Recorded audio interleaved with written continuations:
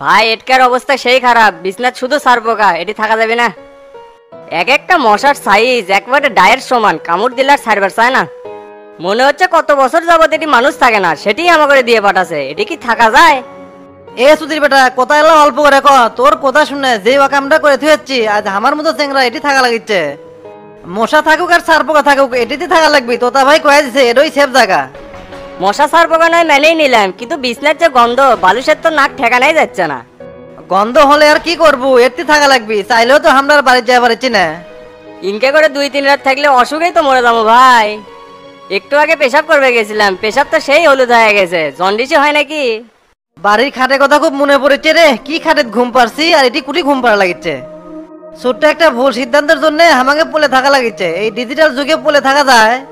তোকে কইলাম চাকরি একটা মার, তা না 3-4টা মারছে। কি করবেন ভাই, মারামারি করবে গেলে হাত এনে বেশিই চলে। মাথা তো আর ঠিক আছিল না। টানা 2 দিন খাইছি মাল, ঘুম তো আর হয়নি। ফটিক এক পাইছি আর আচ্ছা মতো বসাছি।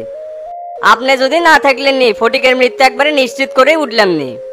তুই তো শালা আগের মতোই আছো, কোনো পরিবর্তন হোস নাই। পরিবর্তন হমো থেকে, আমি তো আপনারই শিষ্য। আর পরিবর্তন হওয়ার কি কোনো মুরিদ দিছেন? ভাবছিলাম হামাশার থেকে তুই ভালো হয়ে গেছো, কিন্তু তুই যে আগের মতোই আছো সেটা তো আর বুঝতে পারি নাই। ওই যে জামালে বইয়ের প্রতি লোভ হয়ে তাকে যে মার্ডার করলাম, সেই কাহিনী কি তোর মনে আছে? হ ভাই, একবারে ছবির মতো মনে আছে। জামালের বইয়ের গা ধোয়া আর চলাফেরা এলে যখন ফলো করলাম, তখনই তো জামাল বিষয়টা টের পেল। তারপরে আপনার প্ল্যান অনুযায়ী টাকা ধার দেওয়ার নাম করে অক নদীর পাড়ে একদিন ডেকে আনলাম। ওই এক মাথা গরম করার কারণে জামালে কুপুরে ভিসা লেগে দিলাম, দিয়ে চলে গেলাম চট্টগ্রাম বন্দরে। ওটি যায় এমন কোনো ভালো মন্দ কাম নাই যা আমি করি নাই। রেল স্টেশনে কুলিগিরি করছি, হোটেলে মেসিয়ারি করছি, টুকটাক মাস্তানিও করছি। একদিন রাতে ভরপুর প্যানিক করে বস্তির মধ্যে শুয়ে আছি। রাত অনুমানিক 3টা বাজে, দরজা এসে কেটে ঠকঠকাচ্ছে। আমি নিশ্চিত মনে করছি এটা পুলিশ। পাশের বেড়া ছিল ভাঙা, ওই দিক দিয়ে মারলাম দৌড়। চারদিক যে পুলিশ ঘিরে ছিল সেটা আর খেয়াল করি নাই, পড়লাম ধরা। তারপরে আপনার সাথে জেলে হলো আমার দেখা। দুঃখের কথা কি কমু ভাই, সেদিন আমিও জঙ্গলের মধ্যে দিয়ে পালাবে ধরছিলাম, কিন্তু পুলিশ ধরে ফেলে দিছে। আর সেই মার্ডার মামলায় আমি জেল কাটলাম 5 বছর, আর আপনি কাটলেন 9 মাস। দুঃখ করিস না বে, ওই সময় আমি সুসামি করে কিছু টাকা কামাই করছিলাম, সেই জন্য বেশি দিন আমার জেল খাটা লাগে নাই। তুই ওরলে নিয়ে আর কোনো চিন্তা করিস না। এখন এই গুরুত্ব কলো আমার যা হবে তোরও তাই হবে। ফটিকে মারার জন্য কি হবি না হবি সেটা চিন্তা করার 1 সেকেন্ডও আমার সময় নাই। দয়া করে এর থেকে আমাকে নিয়ে যান। এটি যে গন্ধ, এটি পেট ফুলে আমি মারা যাবো। কথা তুই ঠিকই করছু রে, ভিতরে তো সেই গন্ধ। এই জন্যই তো আমি ভিতরে যাই নাই, বাইরে বসে আছি। চিন্তা করছি জামু কুটি, বাইরে গেলেও তো পুলিশের ভয়, ওই রকম সেফ জায়গাও তো পাচ্ছি না। একজনের কথা মনে পড়ছে ভাই, আপনার বন্ধু সুমন আছে না, ওর বাড়ির যা থাকলে ক্যাঙ্কা হয়। কেরে বিচ্ছু, কোন সমনে কথা করছু? আমার মেসে তো 2-3টা সুমন থাকিছিল। ওই যে রংপুর জাহাজ কোম্পানির ওই জায়গার যে বাড়ি, চেহারাটাও খুব ভালো আছিল। শুনলাম বিয়েও বলে করেনি, বাসাও ফাঁকা আছে, মালমূলও খাওয়া যাবেনি। আর তোতা ভাই তো আপনার বিকাশে টাকাও দিছে। সিলমিল করার সময়ও হয় না, এখন না সিল করি। কথা তো তুই মন্দ করিস নাই, সুমনের কাছে যাওয়া যায়। চ এই রাতেই রওনা দেবো। এই রাতেই যাবেন না কাল সকালে যাবো? হ্যাঁ, রাতেই রওনা দেওয়া লাগবে। দিনে রওনা দিলে পরিচিত মানুষ দেখলে ঝামেলা হয়ে পারে। আর একটা কথা আছিল ভাই, কয়েকদিন ধরে একই কাপড় পরে আছি, কাপড় গন্ধ হয়ে গেছে, চেঞ্জ করা লাগলো নি। রংপুর যে সুমনে কোলে ভালো ভালো কাপড় কিনে আনবি নি, এই পর্যন্ত এলি কাপড় গাইতেই থাকা লাগবে। আচ্ছা ভাই, চলেন তাহলে।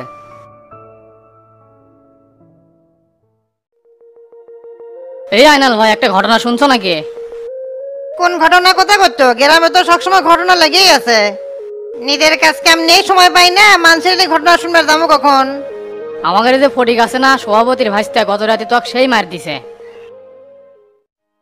কিছুক্ষণ আগে নিউজ দেখলাম, অবস্থা খুব খারাপ, আইসিইউতে আছে, মরেই নাকি। কি কো, ফটিকে মারছে? সিঙ্গাটা ভালোই আছিল। কয়েকদিন হলো খুব বিকার হছিল, বালুনে এটি যাচ্ছে ওটি যাচ্ছে, মনে হয় দমই পায় না। আমার মনে হয় কি কোনো এক নেতাকে টেকা দিছিল না, যার কারণে ওর উপরে এই অ্যাটাক হচ্ছে। বালুর ব্যবসা বুঝোই তো, সবলিক দিয়েছই খাওয়া লাগবি, এলকা খাওয়া গেলে ললিত বেঁধে যাবে। তুমি মিয়া খালি ভবিষ্যৎ গণনা করো, অন্য কোনো কাহিনী তো থাকতে পারে, এগুলো নিয়ে বেশি কথা কোয়া যাবে না। এলাকার মধ্যে পুলিশ ঘোরাফেরা করতেছে, যাকে সন্দেহ হবে তাকে কাস্টডি করতে পারে।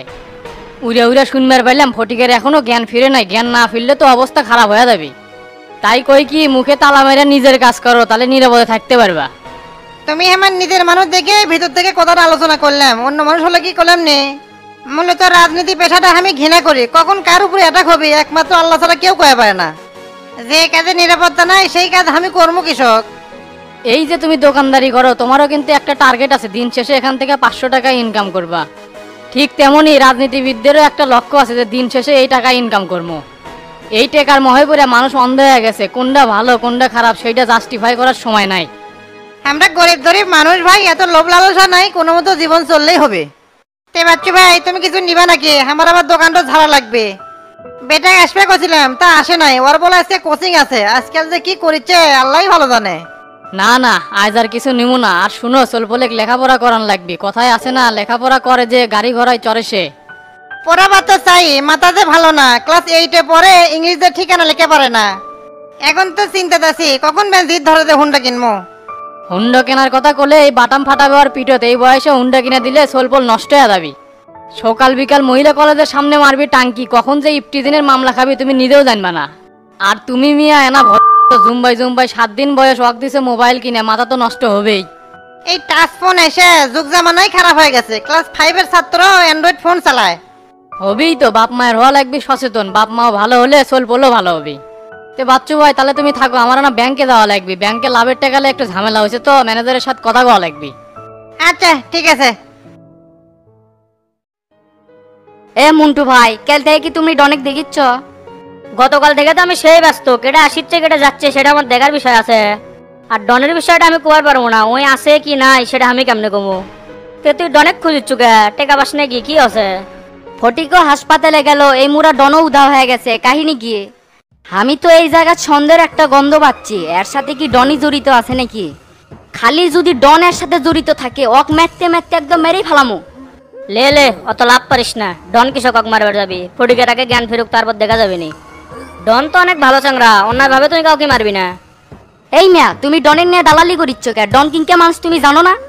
2 দিন ধরে তোমার ব্যবসাতে একটু সহযোগিতা করিচ্ছে দেখে ডন এখন সাধু হয়ে গেছে। আমার তো মনে হচ্ছে তুমি আর ভিতর জড়িত আছো। কি কোশেল্লা, আমি কেল্লের মতো জড়ামো? আমি ডালদা ভাত খাই সোজা বাটা হাঁটা যাই। তোর জেল্লা সুবিধা মনে হয় তুই সেল্লা করগা ভাই, আমি আর আগেও নাই পিছেও নাই। মারামারি দেখলি যে আমার ভয় করে, পুলিশ আদালত এল্লার মধ্যে আমি নাই। থাকো গেলাম। আর ডনেক যদি দেখো সাথে সাথে জানি আমাকে কল দিও, আর যদি শুনি যে তুমি কল দেওনি তাহলে কিন্তু তোমার খবর খারাপ করে দেবো। ডন মাঝে মাঝে তোমার এটি আসে, সেই ইনফরমেশন নিয়েই কিন্তু এটি আসছি। তে থাকো, চলে গেলাম, আমার হাতে কিন্তু এত সময় নাই। আচ্ছা যা, তাহলে যদি ডন এটি আসে আমি তোকে জানাবো নি।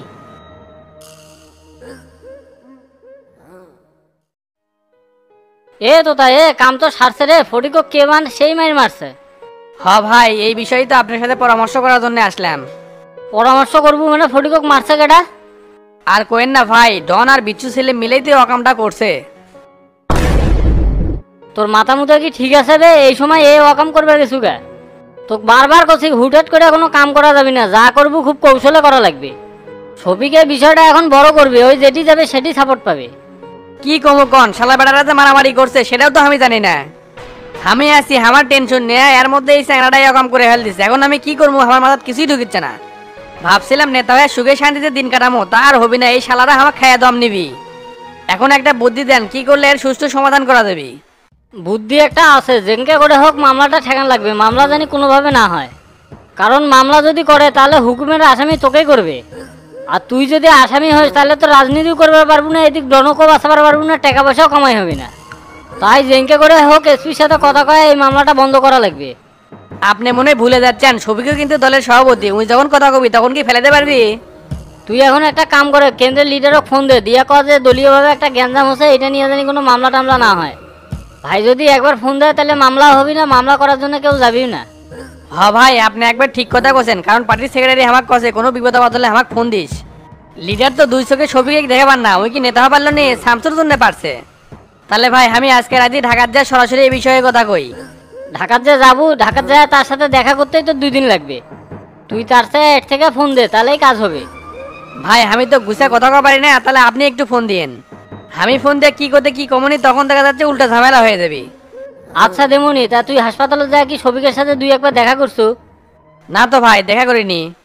অন্তত একবার দেখা করা উচিত ছিল না? নিউজে দেখলাম সব নেতাকর্মী তার সাথে দেখা করিচ্ছে, খালি তুই আর আমি যাইনি। না না ভাই, ওটি আমার যাওয়া যাবে না, কারণ ফটিক যদি স্টেটমেন্ট দেয় তাহলে একটা ঝামেলা হয়ে যাবে। আমি যে এই কেসালের আগামাথা কিছুই জানি না, এই জিনিসটা ওকে বোঝাতে পারবো না। তার চাইতে ভালো হয় কি আমাদের পক্ষ থেকে আপনি যে একবার দেখে আসেন, তারপর যদি পরিবেশ পরিস্থিতি ভালো হয় তখন আমি যা কথা কয়ে আসবনি। কথা তুই একবারে মন্দ করিস নি, এই গরম গরম পরিস্থিতিতে তোর না যাওয়াই ভালো। আর একটা কাম করিস, ডন আর বিশু সেলিমক সাবধানে থাকবার করিস, ওরা জানি এলাকাত না থাকে। ওই কামটা আমি আগেই করছি, কালকে ফোন দিছিল, ওদের অ্যাকাউন্টে টাকাও ঢুকে দিছি। আর কয়ে দিছি এলাকার পরিবেশ ঠিক না হওয়া পর্যন্ত এদিকে তাকাবো না। ভালোই করছু, তাহলে তুই এখন জাগা, আমি শফিকের সাথে একটা দেখা করে আসি। আচ্ছা যান, আর সময় করে ফোনটা দিয়েন। ঠিক আছে দিমুনি, তোর ওইটা নিয়ে এত টেনশন করা লাগবে না। গোল্লা ভাই কফি কার এক কাপ দিব নাকি? আজ আপনি খুব চিন্তিত মনে হচ্ছে। না না আর খামু না। তে কয়দিন ধরে কি ডন তোর ক্যাফেতে আসে?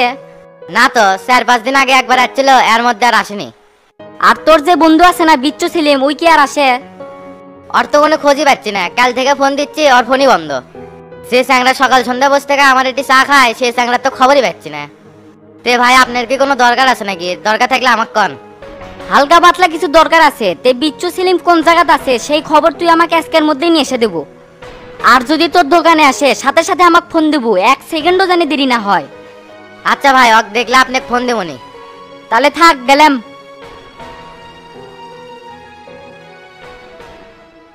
হঠাৎ করে বিচ্ছু সেলিমে খুঁজিচ্ছে কে? শালার বেটা মনে হয় কোনো অকাম করছে।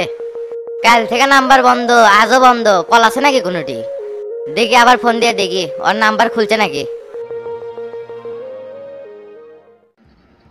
ভালো কাজের উদ্যোগ লিছি, তার মধ্যে কত বাধা, কত সেন আর কত নাটক। এলে বাধা বুধা আর ভাল লাগে না। এত মাথা গরম করিস না, আমি তো স্বাস্থ্য মন্ত্রণালয়ে কথা কইছি, দেখা যাক কি করে।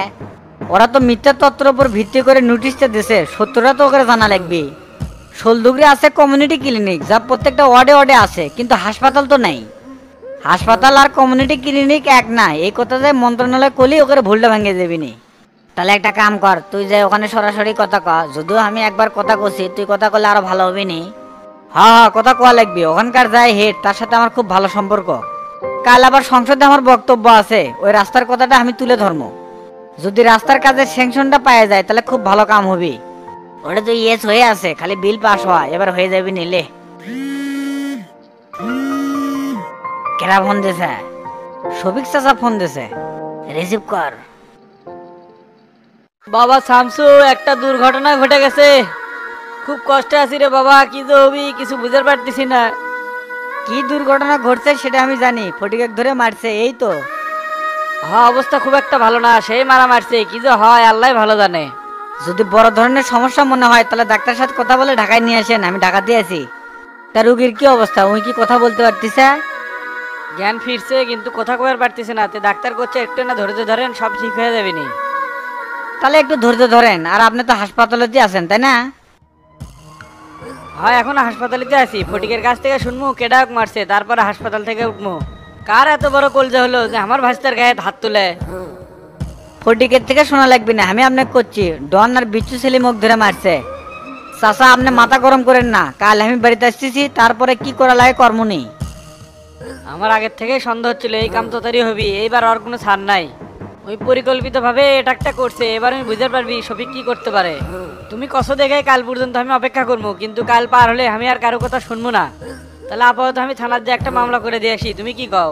থানাত মামলা করে কি হবে? মায়ের বদলে মায়ের হবে, কোনো ছাড় নাই।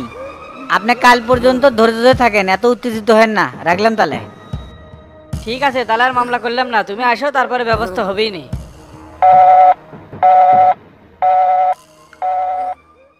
তোতার বাচ্চা তোতা, তুই এত বড় সর্বনাশ আমার কি জন্য করলু? তোর তো কোনোদিন আমি ক্ষতি করিনি। রাজনীতির কোনো হিসাব নিসাব থাকলে তাহলে তুই আমার উপরে অ্যাকশন নেবো, ফটিকের উপর লিলু কিসে? মাথা মতো আমার আর ঠিক নাই, মায়ের বদলে মায়ের কোনো আপোষ হবে না। তোতা কত বড় হেডামে যাচ্ছে সেটাই এবার দেখমু। শালার বেটা আমার চেহারার উপর হাত তুলছে। আমিও শফিক জীবনে কোনোদিন অন্যায়কে প্রশ্রয় দেইনি, আর দিবও না। শুনবে, মায়ের তো দয় লাগবে, কিন্তু মামলাও করা লাগবে। মামলার হিসাবটা আলাদা। যখন কাউকে তুই মামলার মধ্যে ফালাবো, তখন সব দিন হলেও ওর ব্যস্ত থাকা লাগবে। এই যে একটা মানসিক চাপ, এই চাপের মধ্যে রাখা তো তা খুব দরকার। ওই একটা নেতা মানুষ, কিন্তু একের পর এক ওর নামে মামলা হচ্ছে, তাহলে মানুষ বুঝতে পারবে না যে শালা তোতা ফলস আছে। এর থেকে যাই তোতা হুকুমের আসামি করে একটা মামলা করে দেবো, দেখবো নি বাস কিভাবে যায়। কথা আপনি ঠিক করছেন, এই জন্যই তো আপনি গুরু আর আমি শিষ্য। রাজনীতি কি এত সহজ জিনিস বে? যদি এত সহজে হলো নি, তাহলে দুনিয়ার মানুষ খালি রাজনীতি করলো নি, অন্য কিছু আর করলো নাই নি। এখানে একটা স্টেপ ভুল করলে না একবারে 10 তলার থেকে নিচ তলার পড়া লাগবে। তোতা যে বিগড়ে চলিচ্ছে আমার তো মনে হয় না ওই গদি ওই বেশি দিন ধরে রাখতে পারবি। ফটিকের বিষয়ে কি হয় না হয় আপনার সাথে এই বিষয়ে পরে কথা হবে নি, আগে মন্ত্রণালয়ে যাই কথা কই, কি কোন আপনি? আচ্ছা যা, তুই যাই ওখানে কথা কই আয়। ঠিক আছে, আমি উঠলাম তাহলে। আমার দোস্ত এই জায়গাতেই মারছে, এখনো রক্তের দাগ যায়নি। এই রক্ত শুকানোর আগে তার বিচার আমি করবো। ফটিক রে, তোকে যে কিং করে মারছে সেটা আমি চিন্তাই করে পারিচ্ছি না। তোর রক্ত আমি বিতা যেতে দেবো না। কেডে যে ফটিকের উপর হিটলিছে সেটা আমি ভালোভাবেই ক্লিয়ার হচ্ছি, কিন্তু তা করে খুঁজে পাচ্ছি না। তোরা যদি মাটির গর্তের মধ্যে লুকে থাকিস সে থেকে তুলে তো ঘরে মারমু।